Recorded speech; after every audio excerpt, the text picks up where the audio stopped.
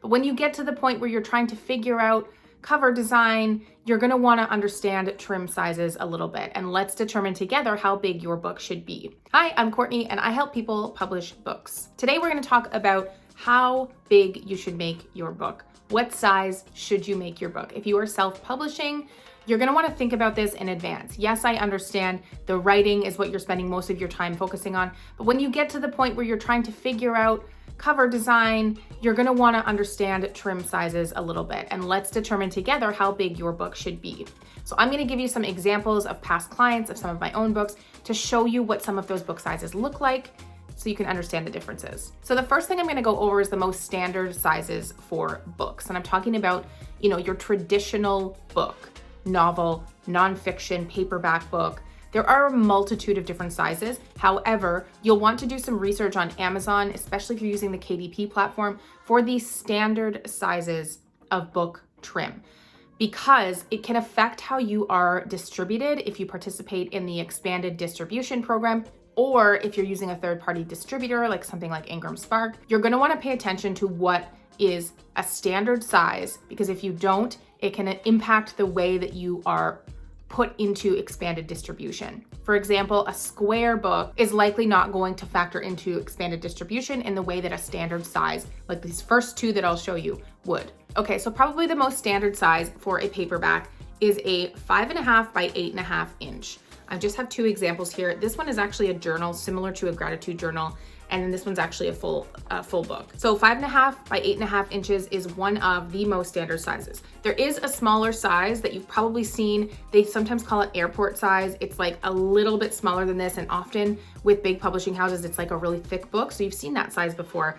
I don't recommend that for you when you're self-publishing. 5.5 by 8.5 is probably the most common size. There's also slightly smaller at 5 by 8 inches. But the one that I use most often with my clients when they're writing a book like this, like a full book, is 5.5 by 8.5 inches. Now, before I talk about the spine and the thickness of the book and why you may even want to consider how big should you make your book, I'll show you the difference between two standard sizes. One is 5.5 by 8.5 and one is a 6 by 9 inches. So you can see it's literally just a half an inch around the exterior when you put them together.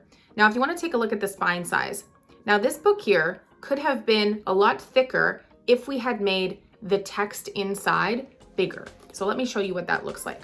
On the inside of this book, the text is quite small. Some people may have a problem with that. If you've got readers that are in an older demographic, they may give you feedback that the text is too small for the inside of the book. But what it does when you can make the text smaller, so you can see on this journal, this is a journal, the smaller one, so the text is a little bit different because it's not quite as much as in a real book like this one. But if I did make the text larger in this book in particular, it would have made the book a lot thicker. And when there are more pages and a thicker spine and a bigger page count, that means that your print cost is more likely to go up. And when your print cost goes up, that means your royalties are going to go down, unless you also up the price of the book, the sale price of the book. So it's important to consider these things as you're in the end stage of, maybe your manuscript is in the editing process and you're now thinking about cover design. You want to understand how big you should make your book so that you can maximize your royalty potential. Because my guess would be that you do want to make money if you're an independent author by selling your books on Amazon. So you want to see if you can get the highest profit margin possible without sacrificing quality. Here's another 6 by 9 inch size, and we might as well talk about the finish on books as well so that I can help you understand why you may choose a matte finish like this one or a glossy finish like this one. So I personally really enjoy the matte finish, but you're gonna see by looking at this now that it's on camera that the matte finish can tend to pick up oils from your fingers. And if you have black on the front of your cover, you're really gonna see how where you grab the book, there's like fingerprints. It's not difficult to get rid of those things, but this is just something you want to factor in. If your cover has a lot of black in it, you may want to consider that before you choose the matte setting. With that being said, you can always change the setting inside your KDP book listing. It's not something that's set in stone. It's most definitely something you can switch anytime. Unlike the title and the subtitle and the ISBN, and those things can't be changed once the book has gone live, but the finish can change, so you can adjust if you want it to be glossy or matte. This book here has a glossy finish. I personally do think that this is quite a polished look when you get a gloss on the finish, and most of the books that you own probably have this glossy finish because the matte finish wasn't something that was super popular until recently. I find the matte finish to be a little more velvety and feels a little bit more luxurious, and it doesn't seem to be too much of an issue when you have a book that isn't black. So it's just something to consider if the cover that you are creating has a lot of dark elements. Just know that it can leave those fingerprints on the cover. It's not difficult to remove them, but that's something you want to know before you decide to go glossy or matte. Okay, so in this next section, I'm going to talk to you about two of the most standard sizes if you're doing something like a journal or a workbook. This has become more popular in recent years, and there are two very common sizes that you should know about if you're thinking about creating something like a journal or a workbook that you're creating for your clients, etc. So here are the two most common sizes if you're making something like a journal. Both of these are journals. This one is a smaller version. It is a 7.5 by 9.25.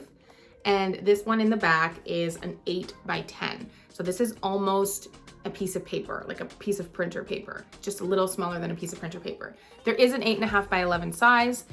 I don't recommend that because this one is already quite large. It is really nice to use if you are working through an actual workbook or journal.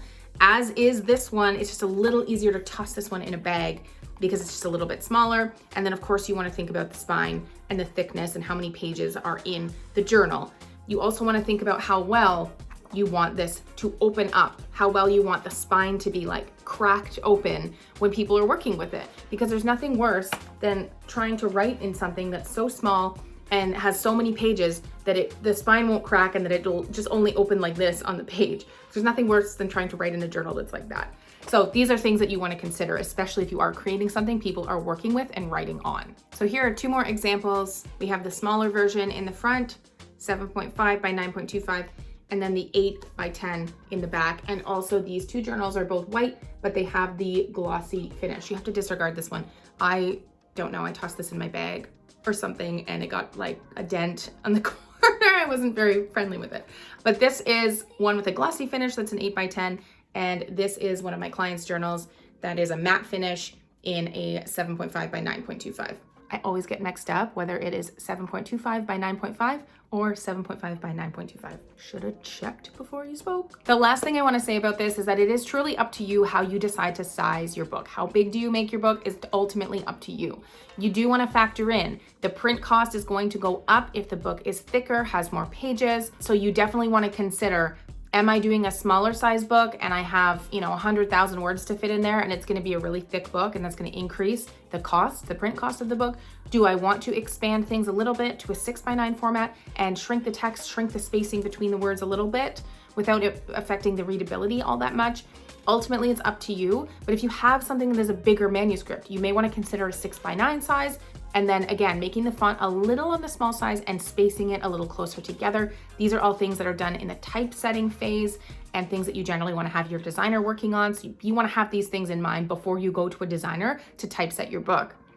If you have a shorter manuscript that's, 20, 30,000 words, then you could totally benefit from going with a 5.5 by 8.5 trim size and even making the font a little bit bigger so that it's a little easier to read, spacing things out just a little bit more and finding an average thickness for your book so that you're not increasing the print cost all that much when all is said and done. That's it for today. I hope this was helpful. If you have any questions, please let me know, post in the comments below. And if you are wanting to work on your very own book, but you have no idea where to start, please check my description box to find a link to my free guide, which is called How the F Do I Start Writing a Book?